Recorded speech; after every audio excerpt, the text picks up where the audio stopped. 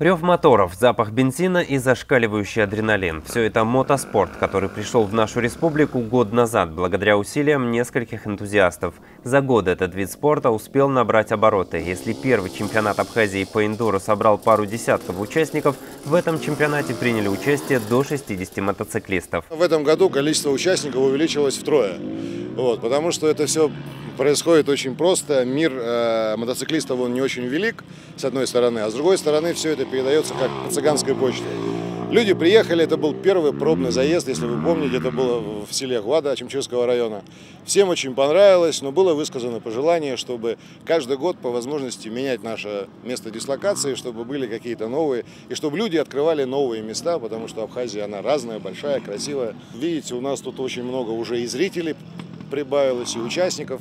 Со всех концов России к нам приехали уже спортсмены. Ну и в свою очередь мы тоже не стоим на месте. У нас, если в том году я сам принимал участие в заезде, в этом году уже есть много очень наших спортсменов, много, это имеется в виду 4 человека, которые участвуют. И мы надеемся уже, в принципе, на призовые места, потому что весь год занимались, трудились. Больше участников приехало со всех регионов России, с Украины. Здесь с Абхазии очень много спортсменов, и команда заявилась абхазская, так что можно сказать, что рост идет в Абхазии мотоспорта. Еще один успех чемпионата Абхазии по эндуро. Уже второй год подряд его финал – составная часть завершающего этапа чемпионата России по этому виду спорта. Вообще, как говорят специалисты, горный рельеф Абхазии создает все необходимые условия для развития мотоспорта. Большинство участников чемпионата представляют самые разные регионы России – от Северного Кавказа до Москвы и Санкт-Петербурга. Второй чемпионат Абхазии по эндуро прошел совсем недалеко от столицы республики. И здесь природа дала мотогонщикам все условия. Правда, немного подвела погода, утренний дождь усложнил прохождение трассы. У вас очень хороший рельеф именно для этого вида спорта.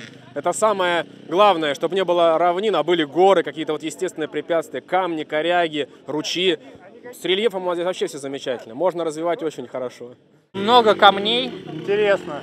Круг должен был быть 40 километров, а сделали 8. Из-за дождя отменили. Мотоспорт по праву считается одним из самых зрелищных видов. И в эти выходные в предгорьях столицы дефицита в зрителях не наблюдалось. Среди множества болельщиков известный в Абхазии адвокат Иван Зарандия. Он пришел поддержать сына Астамура, одного из 4 спортсменов абхазской сборной. Мой Астамур сегодня принимает участие на этих гонках. Это хорошая вещь. Много молодежи с нашей республики принимает участие. В прошлом году тоже было в Ачимчирском районе проведено это мероприятие. В этом году и здесь. Это хорошо, ребят. Многие республики, многие областей, краев Российской Федерации принимают здесь участие. Побольше бы нам таких мероприятий. И побольше бы наши дети принимали участие.